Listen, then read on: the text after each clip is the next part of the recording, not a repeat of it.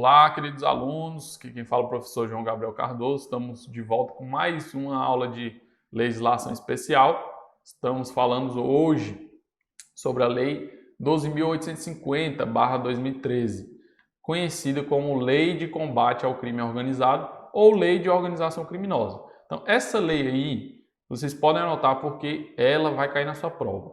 Tenha certeza disso. Tá bom? Você que se prepara para carreiras policiais, carreira jurídica em geral, a Lei 12.850, ela é um instrumento de combate ao crime organizado, né? E aí nós temos que explorar toda essa lei, o conhecimento doutrinário, o conhecimento jurisprudencial e a própria literalidade, tá bom? É a forma que o legislador pode encontrar para cobrar, né, o conteúdo.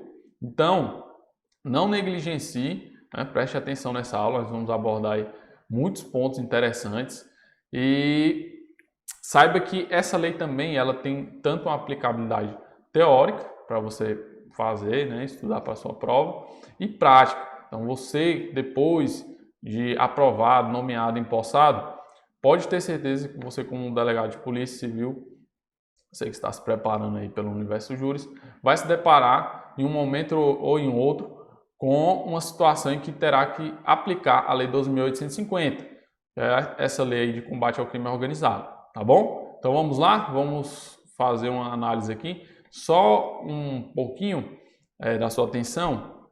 Essa aula eu preparei, inclusive, um material com base em duas referências bibliográficas, que é o manual do Renato Brasileiro, o Código Comentado, e também o livro do Vinícius Marçal, tá bom? Que é o livro Crime Organizado. Então vamos lá, vamos começar. Primeiramente, está aí na tela 12.850, Lei de Combate ao Crime Organizado. E, antes de tudo, é interessante abordarmos o contexto histórico. Será que a Lei 12.850 surgiu do nada ou há uma análise histórica por trás dela, né? Então vamos abordar isso daí. Primeiramente, a Lei 12.850 não foi a primeira lei no Brasil que veio mencionar ou fazer referência à organização criminosa. Então, ela não é a primeira lei. Nós já tivemos leis anteriores que chegaram a abordar o crime sobre o crime organizado, a expressão crime organizado ou organização criminosa. Então, vamos lá. A primeira lei que vocês devem ter conhecimento é a Lei 9.034/95. Então, em meados de 90 já existia a Lei 9.034. O que falava a Lei 9.034? Então, ela foi a primeira lei a chegar a mencionar a expressão organização criminosa. E aí, o que ocorreu? Essa lei, apesar de ter mencionado a organização criminosa, ela não chegou a trazer um conceito de organização criminosa e muito menos tipificar o crime de organização criminosa, tá bom? Então, apesar de mencionar a expressão organização criminosa, ela não trouxe nenhum conceito e nem tipificou o crime de organização criminosa. O que ela trouxe então, que, né, fazia referência à organização criminosa?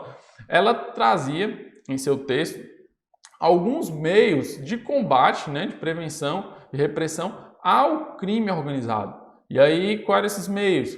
Mencionava a questão da ação controlada, que existe aí na Lei 12.850, e outros meios de investigação, né, agente infiltrado. Inclusive, ela não se referia apenas à organização criminosa, mas também ao antigo quadrilha ou bando, que hoje é cunhado pela expressão associação criminosa. Então, a expressão associação criminosa ela só surgiu com a Lei 12.850, mas antes era o conhecido quadrilha ou bando, né? Quadrilha quando a atuação era na área urbana e bando quando a atuação era na área rural. Então, a Lei 9.034 ela tratava apenas disso, dos meios de prevenção e repressão à quadrilha ou bando ou à organização criminosa. Então, ali é que surgiu a expressão organização criminosa. Mas veja, não havia conceito e nem tipificação, tá bom? Certo?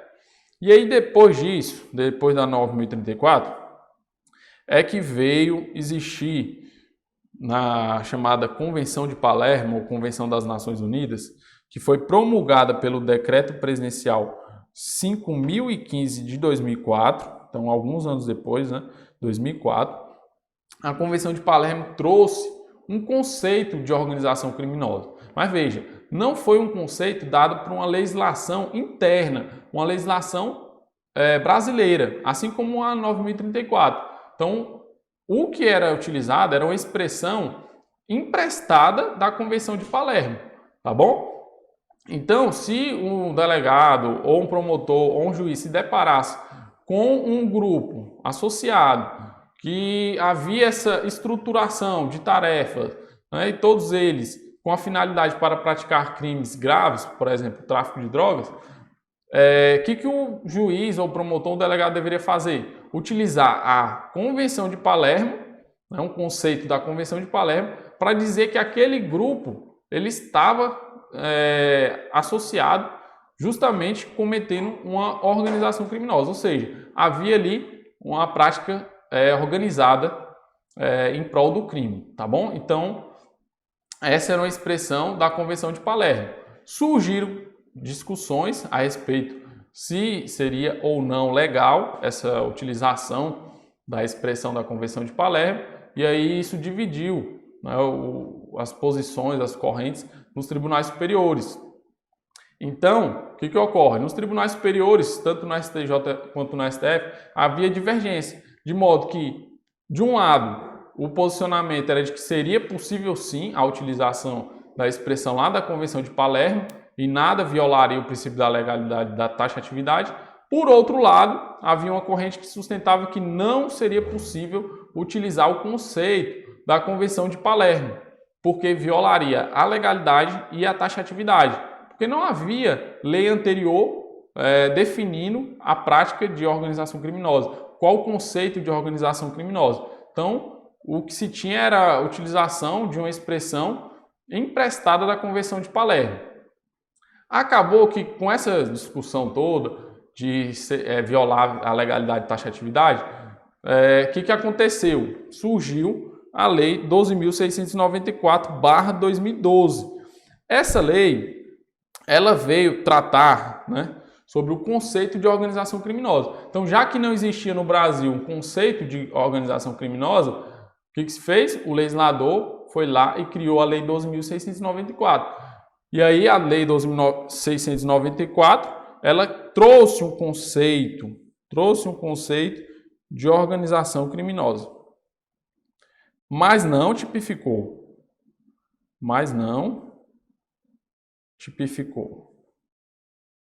Certo? Mas não tipificou. Ou seja, não trouxe o crime, só trouxe o conceito. E além do conceito, a Lei 12.694, ela trouxe a questão do processo e julgamento em primeira instância por juiz, né, a formação de um colegiado. Então, ela regulamentou a formação de um colegiado feito por juiz para processar e julgar pessoas que tivessem envolvimento com crime organizado, tá bom? Então, um juiz, ele se deparou com a situação de conduta de um determinado grupo de 10, 15 pessoas que estavam ali relacionadas ao crime organizado. Aí seria possível uma formação de um colegiado, ainda é possível, porque ela não foi revogada, nós vamos trabalhar isso daí.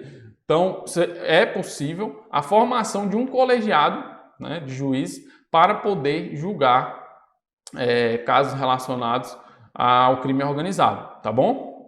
E aí tem a discussão na doutrina se seria o juiz sem rosto, ou seja, se seriam juízes que não são identificados. São sim, na verdade são juízes que são identificados, mas há uma formação no colegiado com a forma de até facilitar a tarefa do judiciário e proteger, né, os juízes para não ficar apenas sob a responsabilidade de uma complexidade de uma investigação de crime organizado, tá bom? Então a Lei 12.694, ela trouxe o conceito e, além disso, formação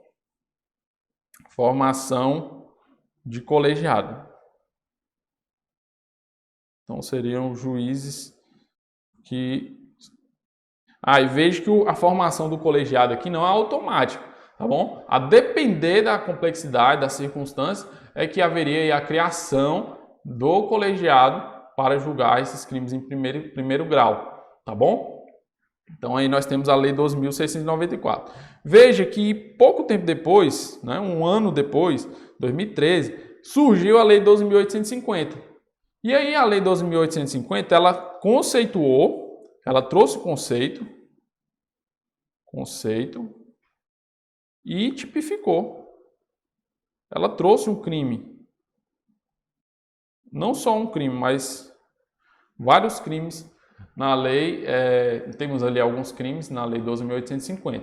Então veja, trouxe o conceito de organização criminosa e tipificou o que seria, como que se daria o crime de organização criminosa, o que até então não existia antes da Lei 12.850. Só tinha o conceito, agora o crime em si não tinha, tá bom? E aí, por que em menos de um ano houve essa criação? Será que a Lei 12.850 ela revogou a Lei 12.694? E aí há umas discussões doutrinárias, há correntes nesse sentido, dizendo que a Lei 12.694 ela foi revogada e a Lei 12.850 tomou ali à frente, né, acabando valendo, e a Lei 12.694 foi revogada implicitamente. Prevalece o quê? Prevalece que ambas coexistem, tá bom? Então, tanto a Lei 12.850 quanto a Lei 12.694 existem. Qual a diferença aí? A diferença é que apenas o conceito da 12.850 é que está valendo. Então, a Lei 12.694 foi revogada apenas no que diz respeito ao conceito de organização criminosa. Agora, a questão do colegiado que é formado para julgar crimes relacionados à organização criminosa continua valendo. Então, é possível que hoje, trazendo para a realidade de hoje, 2020, quase 2021, né, estamos finalizando aí o ano, a realidade de hoje é a seguinte: se houver uma prática de crime organizado, o conceito e o crime vai ser o da Lei 12.850. Mas, se for necessária a formação de um colegiado para processar e julgar pessoas que cometeram esse crime, aí o conceito vai ser da Lei 12.694, porque a Lei 12.850 ela não traz a questão do colegiado, tá bom? Então, são duas leis que versam sobre o combate ao crime organizado, só que uma acaba tratando apenas da formação do colegiado e a outra traz regras gerais, regras inclusive que eram previstas lá na Lei 9.034, que já encontra-se revogada, tá bom? Então a Convenção de Palermo não é mais utilizada e hoje nós temos apenas essas duas leis aqui para falar, para tratar sobre organização criminosa. Beleza? E aí nós vamos trabalhar agora o conceito de organização criminosa. Ainda mencionando ambas aqui, foi o que eu falei. A Lei 12.694 ela trouxe conceito, mas não tipificou o crime.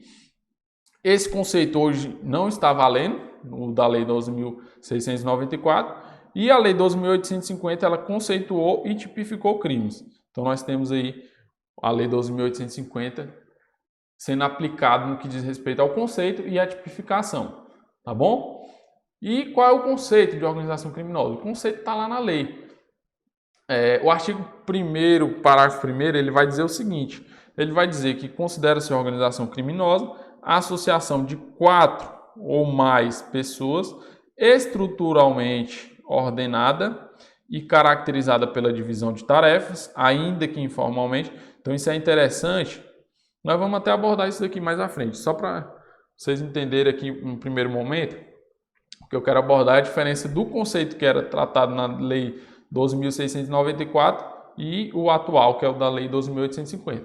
Mas eu vou falar aqui a questão da divisão de tarefas, ainda que informalmente, tá? Porque nem sempre, apesar de se falar em crime organizado, nem sempre a divisão de tarefas ela é feita de modo formal. Então, nem sempre você, como um investigador, um delegado de polícia que vai investigar um grupo organizado, nem sempre aquela estruturação de tarefas é de modo formal. É estabelecido num decreto interno ali daquela organização criminosa. Às vezes é de boca, né? Mas você vai fazer isso aqui, você vai ficar cuidando do caixa da facção, né? Ficar incumbido de receber o dinheiro, né, de todos os outros faccionados, e aí vai. Ou seja, a divisão foi de modo informal, mas há uma divisão de tarefas. Você vai ser responsável por executar pessoas, e aí vai, tá bom? Então o crime organizado ele tem uma estrutura até chegar ao topo da pirâmide, né? E aí pode ser de modo informal. Isso é interessante porque o legislador ele deixou isso bem aberto, né? Deixou algo que não é simplesmente restrito, né? Restrito ao ponto de limitar um conceito de organização criminosa apenas ao fato de você vincular uma pessoa a uma tarefa e essa tarefa está de forma estabelecida de forma formal. Não. Então, com o objetivo de obter direta ou indiretamente vantagem ou de qualquer natureza mediante a prática de infrações penais cujas penas máximas sejam superiores a 4 anos ou que sejam de caráter transnacional. O que mudou em relação ao conceito da Lei 12.694? Mudou é que lá na Lei 12.694 o conceito era de que eram 3 pessoas. 3 ou mais pessoas. 3 ou mais pessoas. E aqui em negrito, onde se tem infrações penais, aqui, lá na Lei 12.694 eram crimes, tá bom? Então o legislador fez o quê? Ele diz que para se considerar organização criminosa, tem que ter no mínimo 4 ou mais pessoas vinculadas, né, à prática de infrações penais. Então veja, ao mesmo tempo que o legislador ele trouxe um número elevado de pessoas, antes eram 3, agora exige que sejam 4, ele permitiu, né, trouxe a possibilidade de, ao invés de ser apenas crime, ter utilizado a expressão infrações penais. Agora há uma crítica em relação a isso daí. Por quê? Porque vai ter doutrinador que vai dizer que infrações penais abrangeria crimes e contravenções. Né? Crimes e contravenções, pelo menos no primeiro e no segundo ponto aqui. E aí, um deles é o Fernando Capês. Ele vai dizer, se o legislador ele trouxe aqui infrações penais, é porque abrange crimes e contravenções. Então, abrange crimes e contravenções penais. Então, por exemplo, jogo do bicho. A pessoa se organiza para a prática de jogo do bicho. Seria possível? Na visão do Fernando Capês, sim. Mas o Vinícius Marçal, ele é adepto à corrente dizendo que não. Porque não existe nenhuma contravenção penal ali que abrangeria, né, pena máxima superior a 4 anos. Não tem. Hoje não se tem nenhuma contravenção penal em que a pena máxima ela seja superior a 4 anos. Então, apesar da expressão infrações penais cujas penas máximas sejam superiores a 4 anos, não seria possível nesse ponto. Agora, se for uma prática de infração penal e que seja de caráter transnacional, aqui independe o quanto da pena. Então, se for uma prática de contravenção que tenha caráter transnacional, não interessa o quanto da pena, e aí seria possível aplicar a lei de organização criminosa em contravenções, tá bom? Porque no segundo ponto, né, que é o ou em diante, seria possível aplicar a lei de combate ao crime organizado, porque o legislador ele ampliou. Agora aqui, o que vale hoje são 4 ou mais pessoas. Veja, pessoal, que a lei 12.850, e aí eu vou falar mais à frente, ela alterou a redação do artigo 288 do Código Penal. A redação 288 diz o quê? Diz sobre o antigo quadrilha ou bando, que é a associação criminosa. Certo? Então, vou chegar a comentar com vocês isso aqui. Está bem aqui na frente. Ó. Bem aqui. Artigo 288. O que ocorre? O artigo 288, ele traz um novo número mínimo de agentes. Enquanto que a redação anterior, ela dizia que precisava de 4 ou mais pessoas, aí o artigo 288 de hoje, a redação atual, ele diz que basta 3 ou mais pessoas. Então, o legislador lá na Lei 12.850, o que ele fez? Ele colocou o número mínimo de 4 agentes para o crime de organização criminosa e para o de associação criminosa, antigo quadrilha ou bando, ele trouxe o número mínimo de 3 ou mais pessoas. tá bom? Então acabou que inverteu. O que antes no quadrilha ou bando era 4 ou mais, na organização criminosa, pela lei anterior, eram 3 ou mais, aí acabou se invertendo, tá bom? Vamos voltar aqui para o slide anterior, para vocês entenderem a diferença da lei 12.850 para a lei 12.694. Então, o que dizia a lei 12.694? Associação estável e permanente de 3 ou mais pessoas. A lei 12.850 diz associação estável e permanente de 4 ou mais pessoas, elevando aí um número, exigindo um número a mais de pessoas para configurar o crime de organização criminosa. A finalidade é a obtenção de vantagem de qualquer natureza mediante a prática de crimes cuja pena máxima seja igual, que é a diferença também, ou superior a 4 anos ou de caráter transnacional, não muda. Agora, a da lei 12.850, a redação, obtenção de vantagem de qualquer natureza mediante a prática de infrações penais, abrangendo crime ou contravenções, cujas penas máximas sejam superiores a 4 anos ou de caráter transnacional, tá bom? Então, veja, isso aqui na prova faz uma diferença danada. Porque se o examinador coloca igual ou superior a 4 anos, está errada a assertiva ou a questão. Está errada porque tem que ser superior a 4 anos. Tá bom? E em relação à lei 12.694, não havia um tipo penal incriminador. Não havia um tipo penal incriminador, conforme falei para vocês. Só veio existir um tipo penal incriminador com a lei 12.850, que diz assim, ó, há tipo penal incriminador, né, previsto no artigo 2º, combinando a pena de reclusão de 3 a 8 anos em multa. Além do mais, a lei 12.850 ela também traz outras hipóteses de... Deixa eu só alterar aqui. Ela traz outras hipóteses de crimes, tá bom? Então há outras hipóteses de crime na lei 12.850. Tá certo? Vamos lá? Vamos pro próximo slide? Vamos lá. Falei aqui com vocês do artigo 288, do antigo quadrilha ou bando. E aí, vale destacar também que há outras hipóteses de aplicação da lei 12.850. Ela também traz outras abrangências de aplicação da lei 12.850. E aí temos duas situações aqui. A aplicação quando há prática de infrações penais previstas em tratado ou convenção internacional, quando iniciada a execução no país, o resultado tem ou devesse ter ocorrido no estrangeiro ou reciprocamente, ou quando praticados por organizações terroristas. E aí isso quer dizer o quê? Né? O que isso quer dizer quando diz outras hipóteses de aplicação da lei 12.850? Quer dizer que ainda que não haja aquele número de pessoas que nós vimos, né? 4 ou mais pessoas, haja essa divisão de tarefas, cuja pena seja superior, máxima seja superior a 4 anos, quer dizer que é possível a aplicação da lei 12.850 nas hipóteses que estão previstas aqui. Então, por exemplo, um tráfico. Vamos imaginar um tráfico de pessoas. Está previsto em tratado ou convenção internacional, né? O combate ao tráfico de pessoas. Ou tráfico de drogas. Também está previsto em tratados internacional. Tráfico internacional de drogas.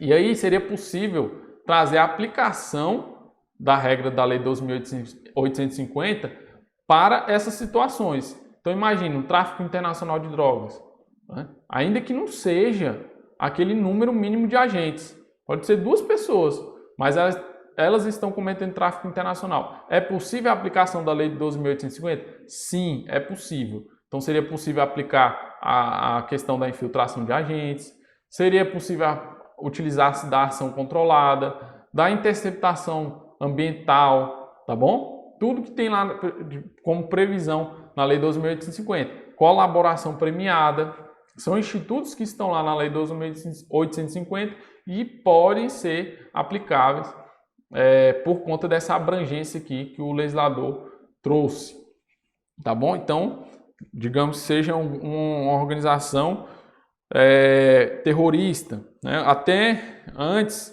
da lei 12.850 não tinha essa previsão de atos terroristas, né? O que seriam atos terroristas. E hoje já temos lei específica falando sobre isso, tá bom? Então a lei ela traz essa ampliação. É importante também. Requisitos para caracterização de organização criminosa. Primeiro ponto, né? Associação de 4 ou mais pessoas, além da estabilidade e permanência. Então é interessante, é imprescindível, na verdade, que tenha estabilidade e permanência, certo? Então, associação de 4 ou mais pessoas e que haja estabilidade e permanência nelas. Pelo menos é o que se exige para a tipificação, para a caracterização da organização criminosa, nesse conceito que nós estamos falando, ó, esse aqui. Tá bom? Agora, esse aqui, que é outras hipóteses, que são as hipóteses de abrangência, não seria esses requisitos que nós estamos falando aqui. Tá bom? Aí uma pergunta interessante que pode cair na sua prova. O agente infiltrado, aquele agente policial que está lá infiltrado numa organização criminosa, né? É muito difícil de se ver, mas digamos que haja uma investigação e que se tenha um agente infiltrado.